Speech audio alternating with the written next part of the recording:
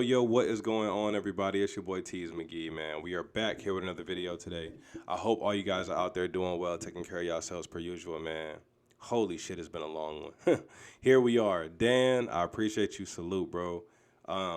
Election Shai Linne featuring Willie Will. Have no idea what I'm about to get myself into, so let's go ahead and jump into it. Let's do it. Let's do it.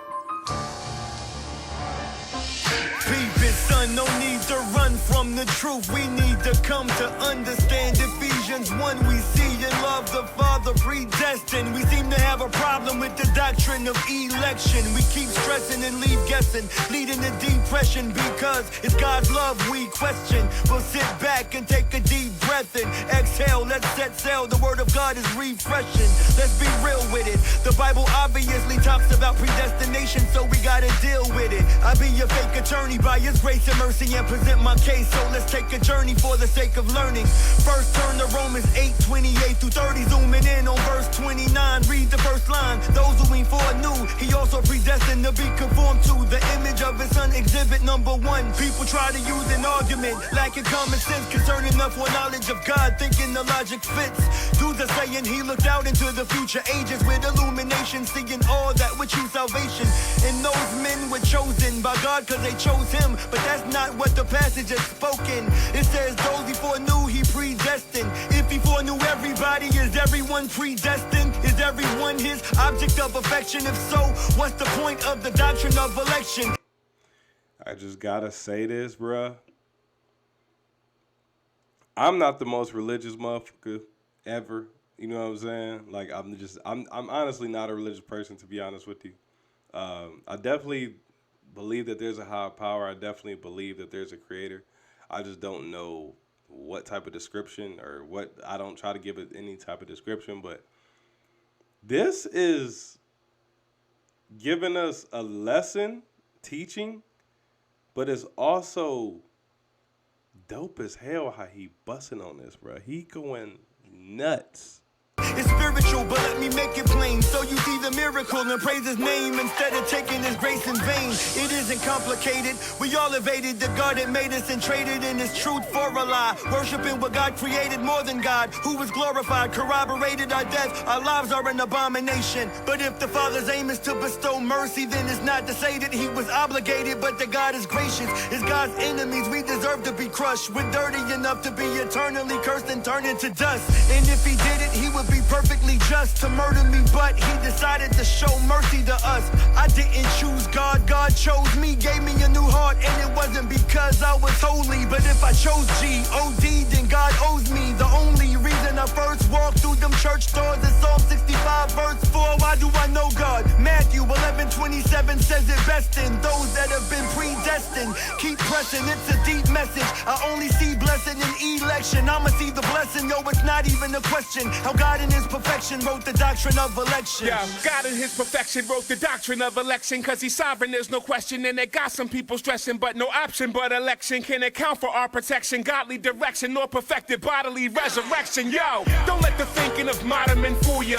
God does what He wants, that's what it means to be sovereign ruler. It's deep and not complicated. With complete confidence, I'll state it, peep it. It's how God has always operated.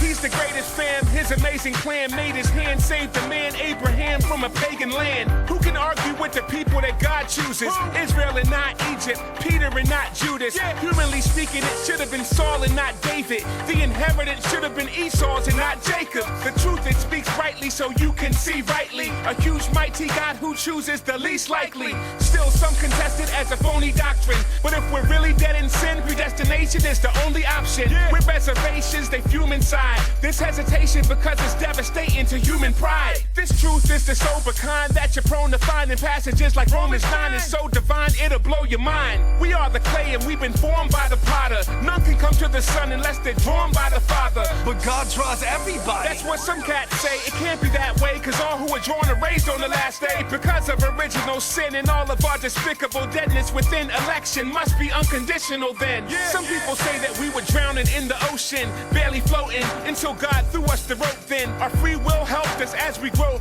Our faith is the hand that grabbed the rope, and God put us back in the boat. No, without apology, I deny that analogy. Reality, we were dead at the bottom of the sea. I was a swollen corpse with hope no more, till Jehovah the Lord dove from the shore to the ocean floor. Yeah, I was a corpse and I smelt like it. I'll keep it simple. Why did God choose me? Because he felt like it. He brought me out, not an act of my volition. Breathed life into my lungs and didn't ask for my permission. Throughout the Bible, there's major examples of this. Pages of passages like the raising of Lazarus. Rather than debating the master's gift, we should be happily praising his magnanimous saving of savages. It's time we see God's sovereignty and his primacy, his holy dynasty, running things by divine decree. Why does he choose some and not others to see Jesus? Our God is in the heavens. He does wherever he pleases. Holy yo. They was bussin'. Bro. Like I said before, not the most religious person. I wouldn't even consider myself a religious person, to be honest. Because I started to question stuff when I wasn't living like how I should have been. Because I was raised Christian. And I started to kind of question stuff once I grew up and I wasn't living like the way it wanted me to live. And I'll start asking myself, like, I can't call myself this if I'm not living like it. And I'm not even trying to live like it. Like, I know what I'm doing is wrong and I'm still about to do it. Like, you know what I'm saying? Like, so I had to really reevaluate myself. And then I started to feel bad. And I was like, wait, why do I got to feel bad for being curious or being experimental or adventurous or something like that? You know what I'm saying? So I was like, you know what? I'm not putting myself in a box. I'm not about to put myself in just one particular religion or something like that, man. Listen, I feel like I'm the type like this. I just kind of use my brain, bro. It's 4,200 religions. It's a lot of religions, dude. You know what I'm saying? And everybody believes their religion is the right one. Everybody believes their religion is the truth. Everybody has their God, whatever the case may be. And I just feel like, don't disrespect nobody's religion. You know what I'm saying? Like, I respect all religion. Everybody got their own, way of thinking or way they feel like, the Hindus feel like the Christians is going to hell. The Christians feel like the Hindus going to hell. The Catholics feel like the Christians going to hell. Like, so I don't know, man. I don't know, like, because they all believe in different gods and they all believe that their God is the right one and the other gods are false gods. So it's like, who am I to tell somebody that their God is false? And who are you to tell somebody else that their God is false? So I just leave it alone. Listen, man, I'm here. I know there's a creator. Obviously, I'm here. I got created somehow. But I'll let y'all try to figure it out. I'm not about to do that. I'm just thankful. I'm blessed.